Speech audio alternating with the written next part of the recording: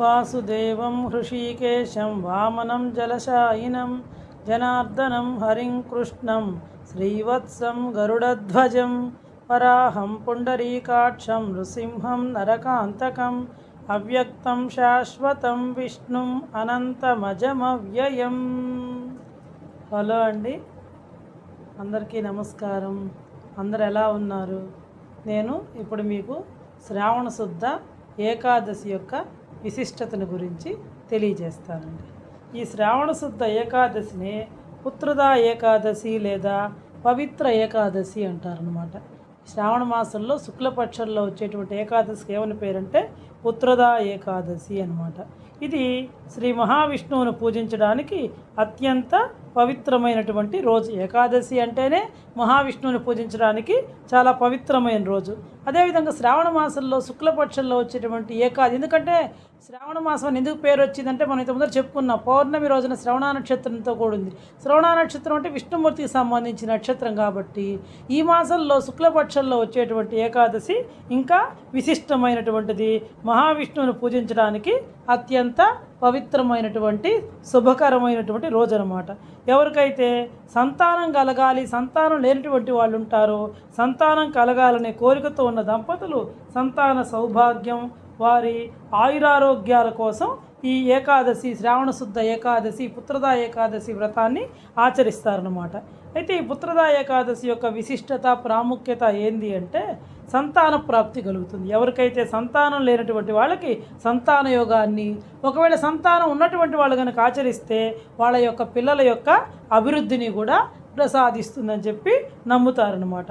ఇంకా కూడా పాపహరణం జరుగుతుంది. అంటే మనం తెలియక కానీ చేసినటువంటి పాపాలన్నింటినీ కూడా హరించి వేస్తుంది. ఇంకా ఈ పుత్రదా ఏకాదశి వ్రతాచరణ ద్వారా పూర్వజన్మల పాపాలు కూడా తొలగిపోయి మోక్ష ప్రాప్తి కలుగుతుందన్నమాట. ఇంకా కుటుంబంలో ఒక్కచాటువంటి కుటుంబంలో మనకేదో చికాగ్గా అశాంతిగా ఉంటుంది, అవన్నీ తొలగిపోయి కుటుంబ శాంతి కలుగుతుందన్నమాట. ఇంట బయట సుఖశాంతులు, అష్టైశ్వర్యాలు మరియు కుటుంబంలో అందరి మధ్య కూడా ఐక్యత, ఇవన్నీ కూడా వెల్లివిరుస్తాయన్నమాట. ఇంకా చూడండి, ఈ మాసం ఇప్పుడు మనకి ఆషాఢ శుద్ధ ఏకాదశి నుంచి కార్తీక శుద్ధ ఏకాదశి వరకు ఉన్నటువంటి కాలాన్ని చాతుర్మాస వ్రతంగా, చాతుర్మాస దీక్షగా ప్రారంభిస్తాం. ఇది అందులో ఈ శ్రావణ మాసంలో వచ్చేటువంటి ఏకాదశి చాతుర్మాస దీక్షా కాలంలో వచ్చేటువంటి ఏకాదశి కాబట్టి ఈ ఏకాదశి రోజున ప్రతి ఒక్కళ్ళు కూడా ఉపవాసం ఉండలేకపోయినా సరే విష్ణు పూజ, దాన ధర్మాలు చేయడం వల్ల విశేష పుణ్యఫలాన్ని పొందుతారన్నమాట. ఇంకా దీని సంగతి మనకు తెలిసిందే. దశమి నాటి ఈ వ్రతాన్ని ఎవరైతే ఆచరించాలనుకుంటారో వాళ్ళందరూ కూడా దశమి రోజు మధ్యాహ్నం మాత్రమే భోంచేయాలి. అది కూడా సాత్విక ఆహారాన్ని తీసుకోవాలి. ఉల్లి వెల్లుల్లి తినకూడదు. ఆ రోజు రాత్రి బ్రహ్మచర్యాన్ని పాటించాలి. ఇంకా ఏకాదశి రోజున సూర్యోదయం నుంచి మళ్ళీ ద్వాదశి రోజు సూర్యోదయం వరకు కూడా నిరాహారంగా ఏమీ తినకుండా ఉండాలి. ఒకవేళ ఉండలేనటువంటి వాళ్ళు పాలు, ఫలాలు ఇవన్నీ వాళ్ళ శరీరం ఏ మేరకైతే సహకరిస్తుందో దానికి తగ్గ ఆహారాన్ని తీసుకొని ఉపవాసాన్ని పాటించవచ్చు అనమాట. ఉపవాస నియమాన్ని పాటించవచ్చు. ఇంకా ఈరోజు శ్రీ మహావిష్ణువును పంచామృతాలతో అభిషేకించి తులసి దళాలు, పువ్వులు, నైవేద్యాలతోటి భక్తి శ్రద్ధలతోటి పూజించాలి ఏకాదశి రోజున. ఇంకా జాగరణ, ప్రతి ఏకాదశికి మనం చెప్పుకుంటూనే ఉన్నాం. ఏకాదశి ఉపవాసం ఎంత ముఖ్యమో ఏకాదశి రోజు జాగరణ కూడా అంతే ముఖ్యం అన్నమాట. రాత్రి సమయంలో విష్ణు సహస్రనామ పఠనము, భజనలు చేస్తూ జాగరణ చేయడం శ్రేష్టమైంది అన్నమాట.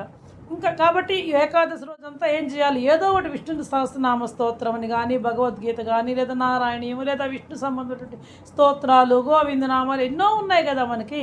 పంచదశ స్తోత్రం, ఇవన్నీ కూడా చాలా, ఇవన్నిటిని కూడా మనం చదవగలిగితే, ఎంతసేపు చదవగలిగితే చదువుకోవచ్చు. ఏం చదవలేమంటే ఓ నమో నారాయణాయ అనే మంత్రాన్ని మనసులో జపిస్తూ ధ్యానం చేసుకుంటూ కూడా ఆ విష్ణుమూర్తి యొక్క స్మరణలో ఆ రోజంతా కూడా గడపవచ్చు, మన కాలాన్ని గడుపుకోవచ్చు అనమాట. ఇంకా దీనికి సంబంధించినటువంటి ఒక కథ ఉంది. నేను ఇప్పుడు ఆ కథని గురించి మీకు క్లుప్తంగా తెలియజేస్తానమాట. ఆ కథ ఏంది అంటే శ్రావణపుత్రద ఏకాదశి ఎప్పుడు అంటే దానికి సంబంధించినటువంటి ఒక చిన్న కథ అనమాట. మనకి మనం హిందూ ధర్మ సంప్రదాయాల్లో ఒక్కో ఏకాదశికి ఒక్కొక్క ప్రత్యేకత ఉంది, ప్రాముఖ్యత కూడా ఉంది, చెప్తూనే ఉన్నాం మనం ప్రతి నెలా కూడా. కాబట్టి ఈ పుత్రదా ఏకాదశికి కూడా ఒక ప్రత్యేకత ఉందన్నమాట. దీనికి సంబంధించినటువంటి కథ ఎక్కడుందంటే భవిష్య పురాణంలో ఈ పుత్రదా ఏకాదశి విశిష్టత చాలా వివరంగా చెప్పబడి ఉందన్నమాట. పూర్వకాలంలో మహీజిత్తు అనేటువంటి మహారాజు ఉంటాడనమాట. ఆయన పాలించేటువంటి రాజ్యంలో ఉండే ప్రజలందరూ కూడా చాలా సిరి సంపదలతోటి దుఃఖం అనేటువంటిది వాళ్ళకి తెలియకుండా చాలా సంతోషంగా ఉంటారనమాట, జీవిస్తూ ఉంటారు. అంటే ఆ రాజు అంత చక్కగా పరిపాలిస్తున్నాడు అనమాట ఆ రాజ్యాన్ని, ప్రజలందరినీ కూడా. కానీ అన్నీ ఉన్న ఏదో ఒక లోపం ఉంటుంది కదండి, మనిషికి ఏదో ఒక చింత ఉంటుంది కదా. అదేవిధంగా ఆ రాజుగారికి కూడా సంతానం లేదనమాట.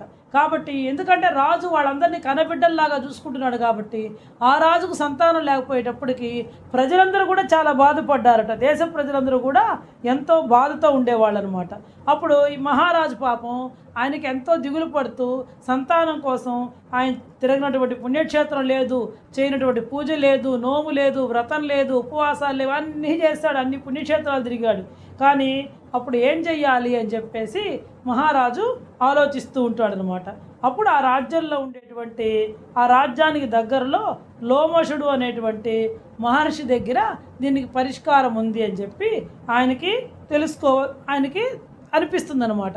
అప్పుడు ప్రజలందరూ కూడా రాజ్యంలో ఉండే ప్రజలందరూ కూడా ఆయన్ని దర్శించుకొని వానికి ఉన్నటువంటి సందేహాన్ని విన్నవించుకుంటారు. ప్రజలందరికీ అనిపిస్తుంది అనమాట, ఏం చేస్తే మహారాజుకు సంతానం కలుగుతుంది, ఆయన అన్నీ చేశాడు అని చెప్పి. అప్పుడు వాళ్ళందరూ కూడా పోయి ఆ మహర్షి దగ్గరికి పోయి అడుగుతారనమాట. ఆయనకి వాళ్ళ యొక్క సందేహాన్ని విన్నవించుకుంటారు. అయ్యా, మా మహారాజుకి ఏ వ్రతం చేస్తే సంతానం కలుగుతుందో వివరించాలని చెప్పి ప్రజలందరూ కూడా రాజ్యంలో ఉండేటువంటి ప్రజలందరూ కూడా ఆ లోమశ మహర్షిని వేడుకుంటారనమాట. అప్పుడు దాంతో ఆయన చెప్తాడనమాట, మీ రాజుగారిని ఈ శ్రావణ మాసంలో శుక్లపక్షంలో వచ్చేటువంటి ఏకాదశికి పుత్రదా ఏకాదశి అని పేరు. కాబట్టి పుత్రదా ఏకాదశి పూజా విధానం, ఈరోజు ఈ ఏకాదశి వ్రతాన్ని, పుత్రదా ఏకాదశి వ్రతాన్ని మీ రాజుని ఆచరించమని చెప్పండి. అది ఎలా చేయాలి, దాని పూజా విధానం ఎలా ఆచరించాలి, అవన్నీ కూడా వాళ్ళకి ఆయన తెలియజేశాడనమాట. శ్రావణ మాసంలో మొదటి ఏకాదశి రోజున నిష్ఠగా కనుక ఎవరైతే చేస్తారో, భక్తి శ్రద్ధలతోటి నియమనిష్టలతోటి ఎవరైతే ఈ వ్రతాన్ని ఆచరిస్తారో ఖచ్చితంగా మీ మహారాజు కూడా ఆచరిస్తే కనుక ఆయనకి తప్పనిసరిగా సంతానం కలిగి తీరుతుంది అని చెప్పి ఆయన చెప్పాడనమాట. అప్పుడు ఆయన సూచన ప్రజలందరూ వచ్చి మహారాజుకు విన్నవించారు. అప్పుడు ఆయన యొక్క సూచన మేరకి రాజదంపతులతో పాటుగా చూడండి, ఆ రాజ్యంలో ఉండే ప్రజలందరూ కూడా ఈ వ్రతాన్ని ఆచరించారు. ఈ పుత్రదా ఏకాదశి వ్రతాన్ని ఆచరించారు. దీన్ని బట్టి మనకి ఆ రాజు ఎంతటి మంచివాడో, ప్రజల్ని ఎలా ప్రజారంజకంగా ఎలా పరిపాలించేవాడో, రాజు అంటే అలా ఉండాలి అని చెప్పి మనం కూడా తెలుసుకోవాలన్నమాట. కాబట్టి రాజు భార్యతో పాటుగా ఆ రాజ్యంలో ఉండే ప్రజలందరూ కూడా ఈ పుత్రదా ఏకాదశి వ్రతాన్ని ఆచరించారనమాట. ఆ లోమశుడు మహర్షి చెప్పినట్టుగానే రాజుగారికి పుత్ర సంతానం కలిగిందిట.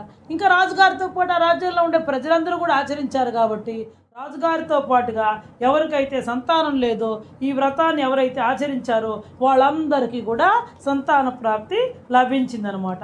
అందుకే అప్పటి నుంచి కూడా ఈ ఏకాదశిని ఏమని పిలుస్తారు అంటే పుత్రదా ఏకాదశి అని చెప్పి పిలుస్తారు.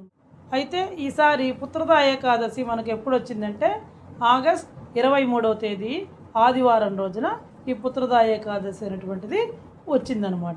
కాబట్టి మనం శనివారం నుంచే దీనికి సంబంధించినటువంటి వ్రతాచరణ అనేటువంటిది ప్రారంభమవుతుంది.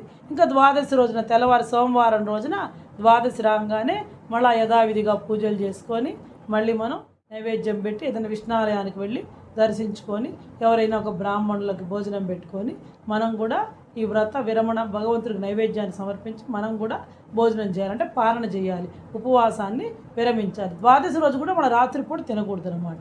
ఇది దశమి, ఏకాదశి, ద్వాదశి 3 రోజులు చేసేటువంటి వ్రతం అనమాట.